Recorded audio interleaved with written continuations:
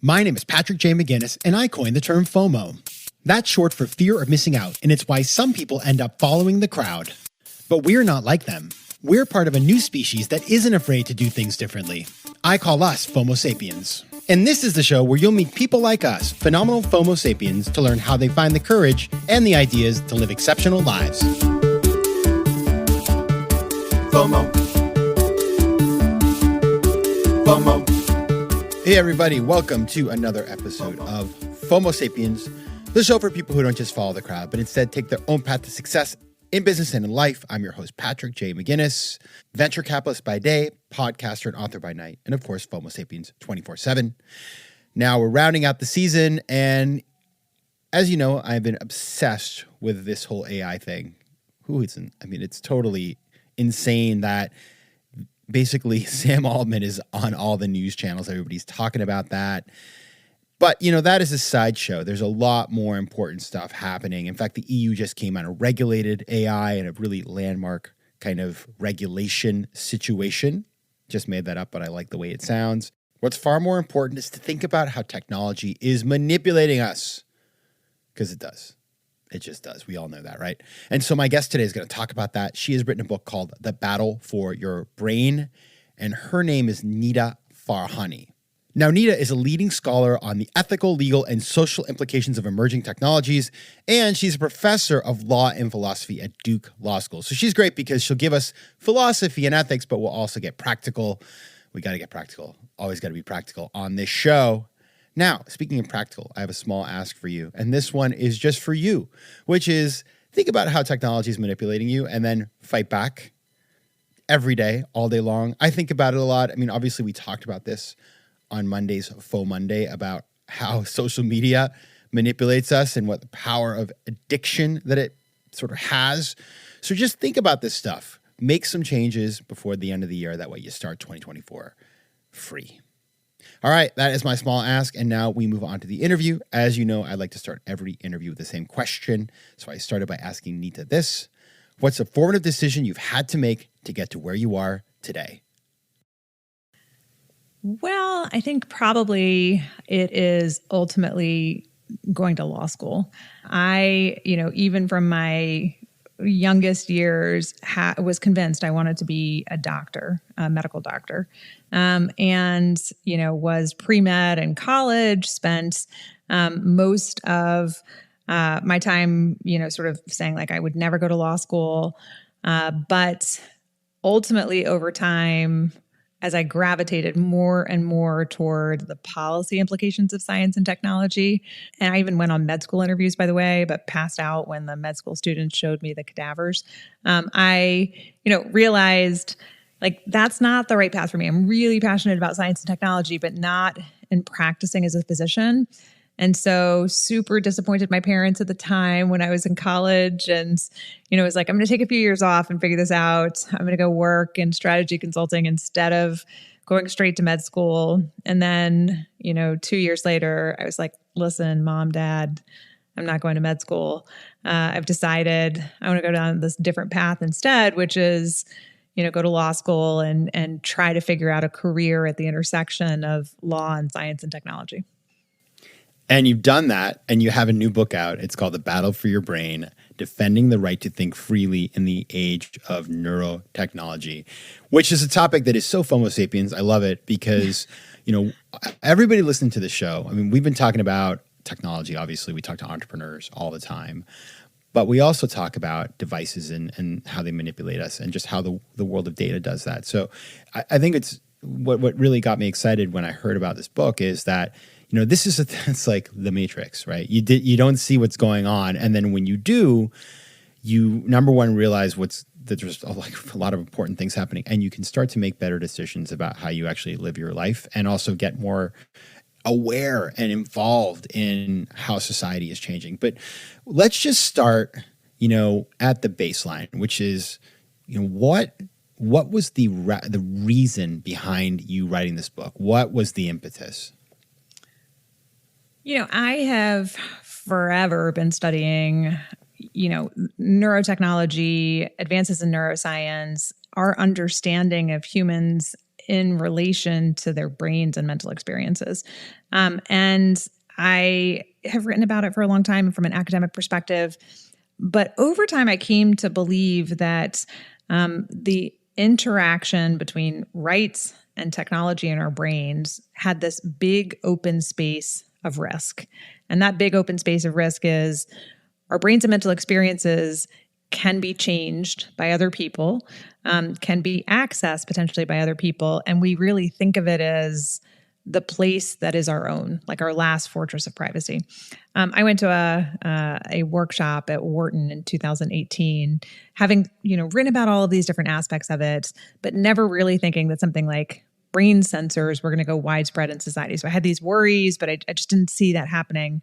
And when I was at Wharton, I saw a presentation by somebody who was at a company called Control Labs at the time. And it was very dramatic. He stood up and he held his hands up and he said, "We are such clumsy output devices, we humans.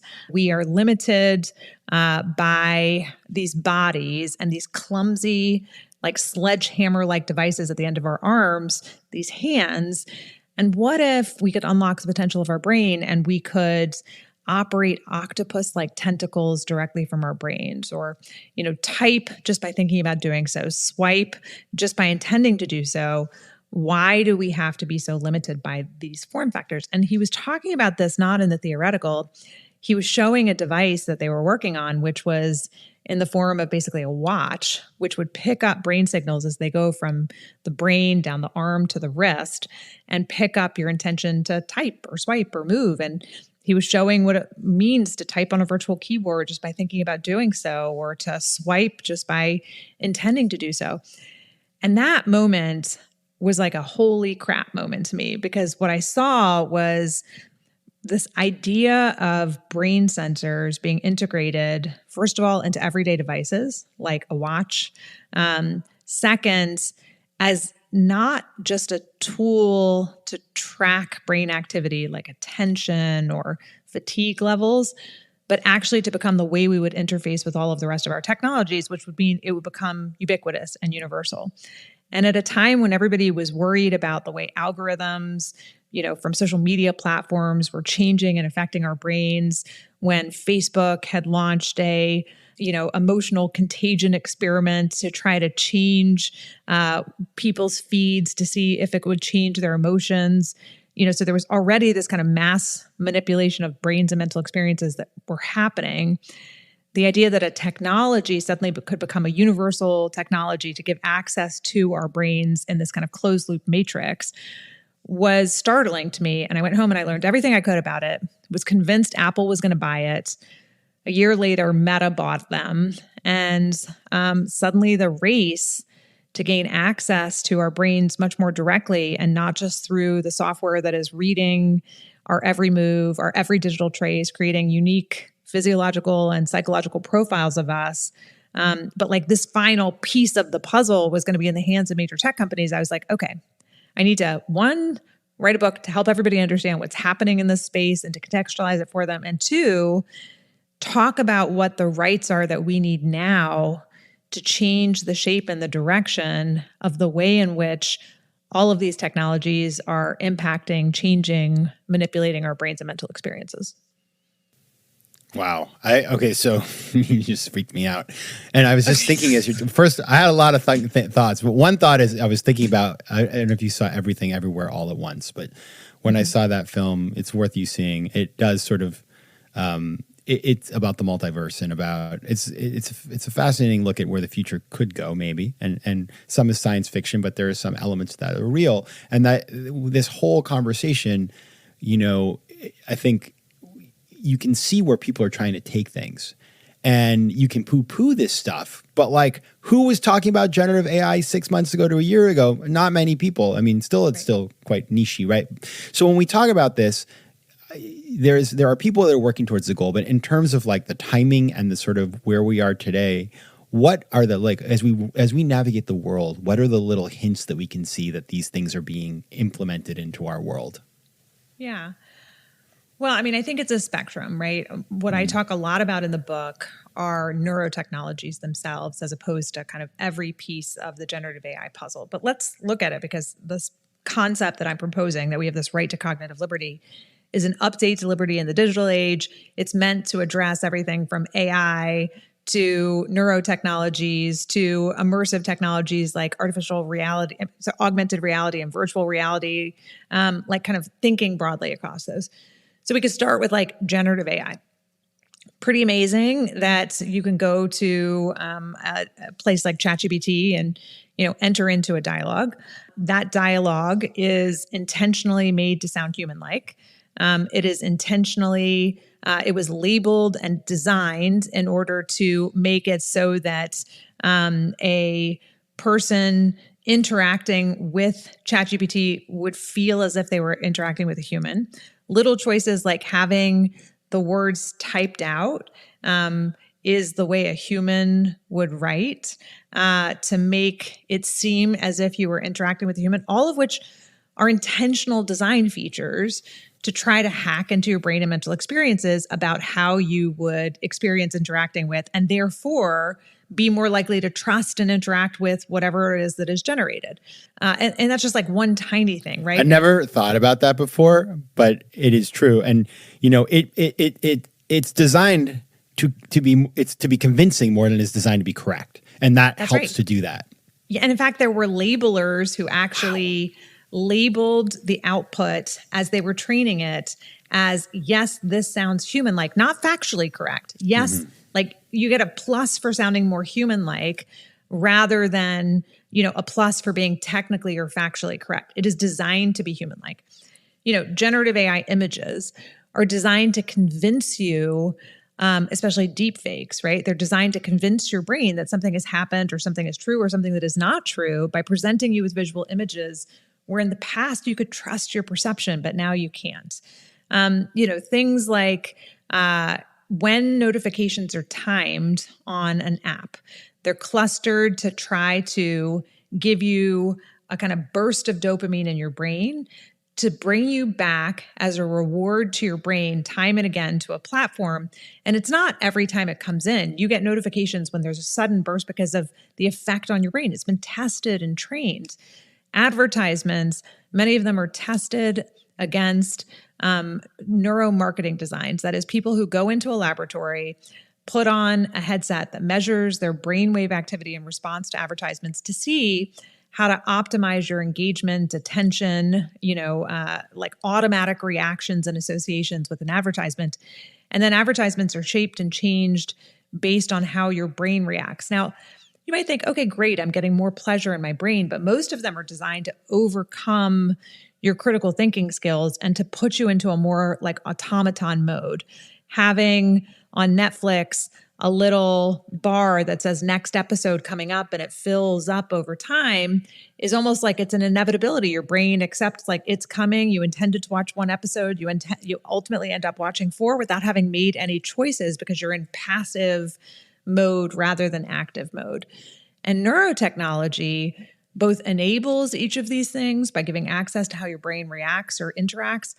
But once the way in which you're interacting with the rest of your technology is through neural interface technology, right? Headsets that have EEG sensors that are, in the soft cups around your ears or in your earbuds that you use to do conference calls or listen to music are also picking up brain activity, or watches that also have neural interface to enable you to interact. It's your intention. It becomes so seamless and natural that the technology becomes an extension of you. And that to truly integrate technology into you, but to do so, like, here's a vivid picture. You're in something like the new Apple AR VR headset, and there are sensors that are reading your pupillary response to figure out your intention and reacting to it. In an environment where what you're seeing can be changed based on what sensors read. That really is like the Matrix, right? It is like how your brain reacts to information changes the environment that you're interacting with in a closed loop, as opposed to your natural and static environment. Like if I go outside, the trees are not going to change based on my brain activity. But if you're in AR and VR and it is changing based on your brain activity, it literally is just like this tiny little closed loop where most of the tech companies have been doing it in a way to maximize your engagement and attention with the platform and to minimize the likelihood you will ever go outside again and look at that tree that isn't going to change based on your brain activity. FOMO. What I find, well, first of all, thank you for explaining that, because I didn't see the through line, but now I can draw you a through line from the 1950s advertisements where celebrities were smoking and making it look glamorous right through to where you went at the end there. It's about external forces manipulating the way we think so that we lose our liberty, and we are then just, we're doing things to serve other people.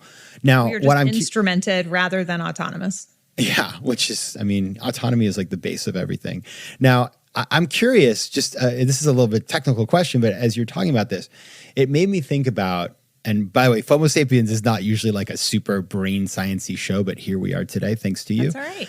And listen, for the FOMO Sapiens audience, there's like a deep dive we can do on this, on the use of neurotechnology in the workplace and, the ways in which it's shown up there. Like it affects every aspect of our lives. It may not be brain science as your usual focus, but this is as transformative of the technology for what it means to be human in every context as people have come to recognize generative AI is. See, that's why we have you here, Nita, because everybody's going to be following you now. Now, I one thing that kind of, this is more abstract, but, I think about this, we have our conscious mind and our subconscious mind. And it sounds like you could have scenarios where you're you have your subconscious and your conscious and they have their relationship. But like when you do something in the real world, if you decide to go out and drive a car or slap somebody in the face or kiss somebody or whatever, you have to make some connections in order to make that happen. Here, the line between the two seems like it's far more blurry, and you could end up revealing things in your subconscious and letting that have a much bigger role in running the show than you would otherwise. Is that play into it? Yeah, I think that's right. I think your automatic reactions to information being used as the basis for decision-making about you or learning information about you or used to drive technology.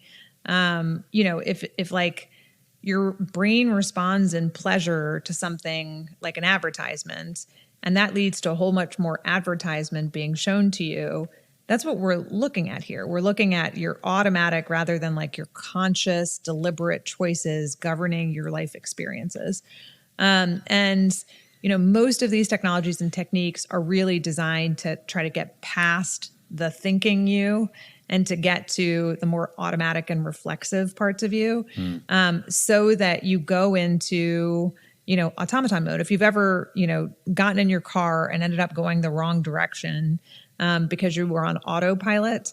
And then you're like, oh, wait, why am I over here? This isn't where I was intending to go at all. Imagine living your life that way, right? Your entire existence on autopilot rather than, the active engagement of thinking about where you're going. Think about how you feel about that when you're driving, which is you're like, no, I need to change the direction of the car and take control and go where it is that I'm going.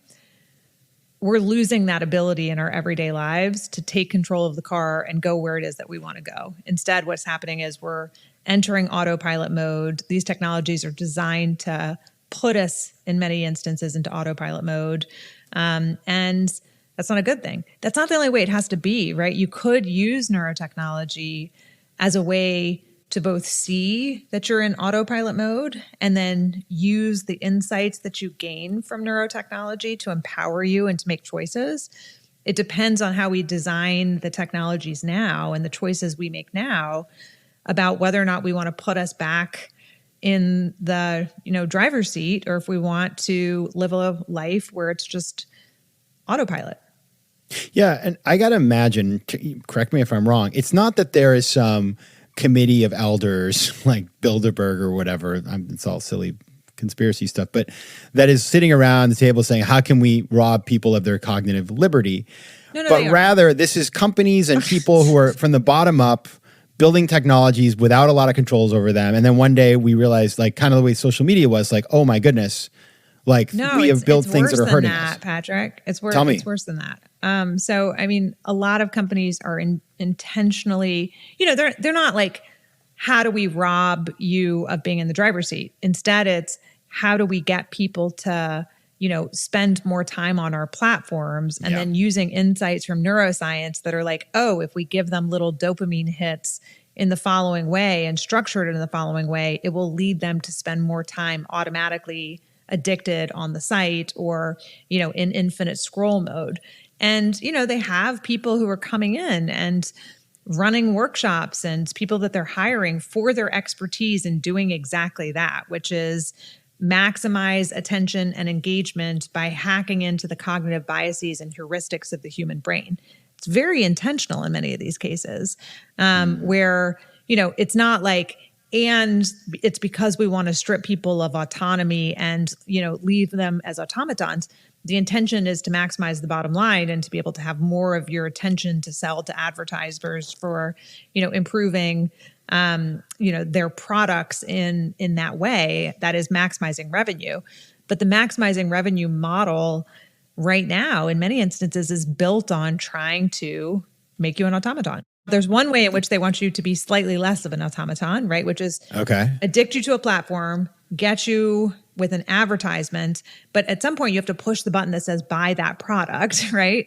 But if you can get somebody into a mode where it's like, understand exactly, what it is that your preferences and desires are, give it to you at the moment that you are most likely to buy. Like if you're scrolling at 2 a.m., you are more likely to automatically push the button and buy than you are if it's showing it to you at 8:30 a.m., right? And so it's understanding how the brain works and when you're the most likely to be susceptible to these types of advertising techniques, and then using that information about you to, put you into that more reflexive mode rather than the critical thinking mode. FOMO. So knowing all of this, obviously we've talked about the problem. Let's talk about how we can fight back. Because it is a battle. It's a battle for your consciousness and your wallet and everything else. So paint a picture of the things that we can start doing and also the things that need to happen. So I'd say there is a battle that has been waged already on our brains, but most people who are just the average consumer, they're sort of lying down on the battlefield. They're not actually they haven't stood up and taken up arms to be like, wait a minute, I'm going to defend my own brain and mental experiences, right? So, the battle that's being waged is for your attention, for your, access to your data, to be able to create a very precise dossier about you and to try to put you into a position where you're acting aligned with the best interest of the corporations or governments rather than in your own self-directed kind of way. So, I think we need to address this battle on multiple fronts. One is, I think we need to change the default rules to favor individuals. And we can start with a human rights framework that gives people a right to cognitive liberty, which is a right to self-determination of their brain and mental experiences. That means updating 3 existing human rights: the right to privacy, to explicitly include a right to mental privacy; freedom of thought, already an international human right, to expand our interpretation and understanding of it from what has traditionally been about religion and belief to also include a right against interception, manipulation, and punishment of thoughts; and self-determination, which has been long understood as a political or collective right, to also be an individual right, self-determination. Human rights is critical both for to have a legally enforceable right, but also for the global norms that it would create. But it's not enough. We also need national legislation in specific contexts that would enable people to, cultivate and have a right to cognitive liberty, whether that's in the workplace or in other settings. It means trying to align incentives in society so that corporations are incentivized to try to improve brain health and wellness rather than diminish and addict people. It means putting it into commercial design of products, giving people user level control over, when brain sensors, for example, are used and when they aren't, rules and kind of rights for individuals around data and data collection so that it's used in ways that are beneficial rather than harmful to individuals.